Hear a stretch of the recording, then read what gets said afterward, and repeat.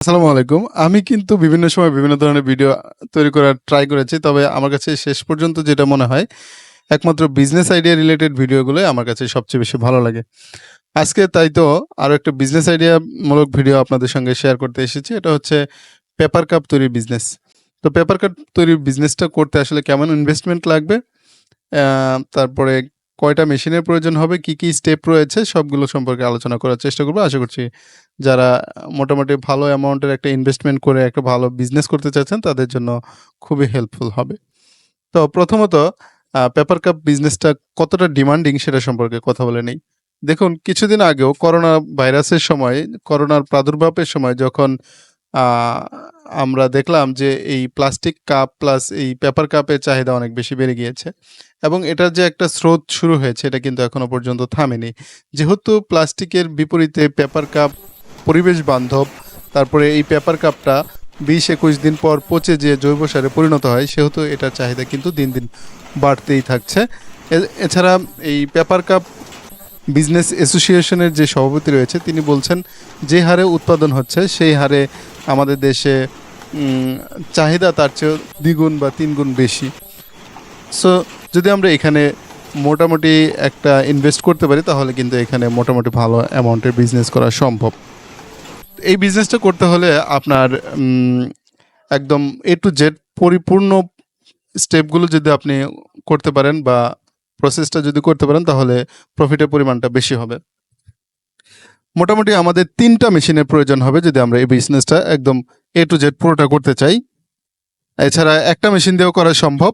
৩টা মেশিন দিয়ে যদি আমরা এই বিজনেসটা করতে যাই তাহলে প্রথমত আমাদের প্রয়োজন হবে আসলে প্রিন্টিং মেশিন, যেটাতে আপনার বিভিন্ন ধরনের প্রিন্ট করতে হবে।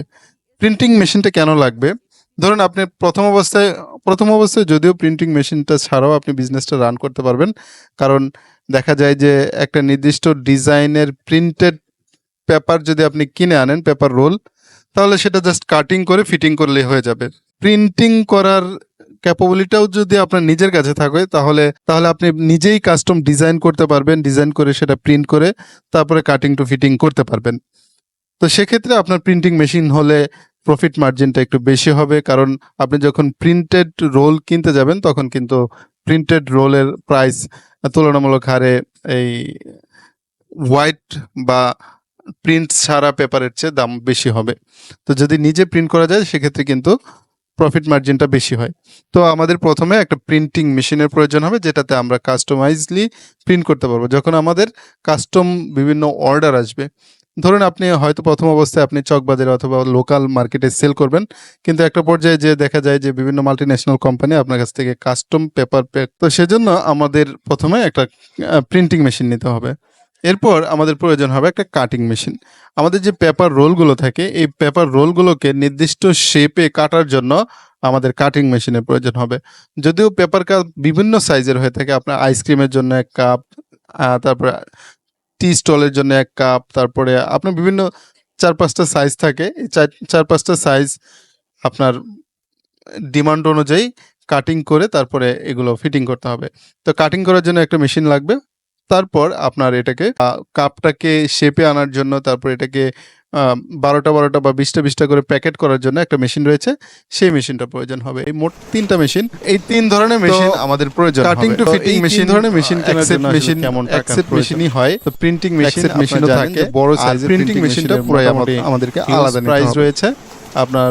তবে চায়না থেকে আপনি যখন পেপার রোল কিনবেন, অনেক পেপার রোল থাকে যেটা আগে থেকে প্রিন্ট করা থাকে বিভিন্ন ব্র্যান্ডের নামে। আর পেপার, তবে এগুলো আসলে লোকাল মার্কেটে চলে। যখন আমরা ১০ লাখ থেকে শুরু হবে, কর্পোরেট অফিসে কাস্টম অর্ডার নেব তখন পর্যন্ত আপনি বিভিন্ন প্রাইসে মেশিন পেয়ে যাবেন রোল দিয়ে। তবে আপনি বাজেট আমাদেরকে তখন সেই বাজেটের অনুসারে নিতে হবে। ব্যবসা শুরু করতে হচ্ছে ব্যাপার।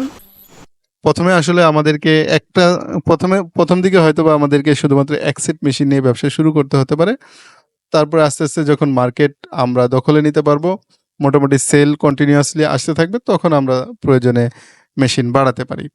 এখন এই পেপার কাপগুলো আসলে কিভাবে বিক্রি করবেন? যদি আপনি প্রোডাক্ট ম্যানুফ্যাকচার করতে পারেন অথবা উৎপাদন করতে পারেন তাহলে বিক্রি নিয়ে আসলে এতটা ভাবার প্রয়োজন নেই। আপনার কাছে প্রোডাক্ট থাকলে সামহাও এনিহাও আপনি বিক্রির কিন্তু একটা উপায় বের করতেই পারবেন। তো এক্ষেত্রে আমি 3টা পদ্ধতি বলে দিচ্ছি। আশা করছি এগুলো কাজে লাগালে আপনাকে বিক্রি নিয়ে আর ভাবতে হবে না। প্রথমত আপনাকে চকবাজারে সাপ্লাই দিতে হবে। চকবাজারে যারা সাপ্লায়ার রয়েছে সারা বাংলাদেশে, তারা কিন্তু এ ধরনের প্রোডাক্ট সাপ্লাই করে থাকে। আপনার তাদের সাথে একটা গুডউইল বা তৈরি করতে হবে, ভালো সম্পর্ক তৈরি করতে হবে। সম্পর্ক তৈরি করে আপনি যদি তাদেরকে নিয়মিত প্রোডাক্ট দিতে পারেন, একটা ভালো প্রাইসে দিতে পারেন, তাহলে দেখবেন আপনার মাল তারা চালাবে। তারা যদি আপনার মাল চালায় তাহলে কিন্তু আর আপনাকে দ্বিতীয়বার চিন্তা করতে হবে না যে আপনি কীভাবে প্রোডাক্ট বিক্রি করবেন, কারণ তারা সারা বাংলাদেশে এই প্রোডাক্টগুলো সাপ্লাই দিয়ে থাকে। আর দ্বিতীয় উপায়টা হচ্ছে আপনার অনলাইনে আপনার এটার প্রচার প্রসার শুরু করতে হবে। অনলাইনে আপনি আপনার একটা পেজ অথবা ইউটিউব চ্যানেল অথবা সামহাউ টিকটকেও কিন্তু এখন বর্তমানে ব্যাপকভাবে প্রচার প্রসার হচ্ছে ব্যবসার। তো আপনি অনলাইনের থ্রুতে আপনার ফ্যাক্টরি ভিডিও আপলোড করতে পারেন, বিভিন্ন আপডেট শেয়ার করতে পারেন, নতুন মাল ঢুকলে সেটার ভিডিও আপলোড করবেন, আবার কোনো নতুন সেল হলে সেটার ভিডিও আপলোড করবেন।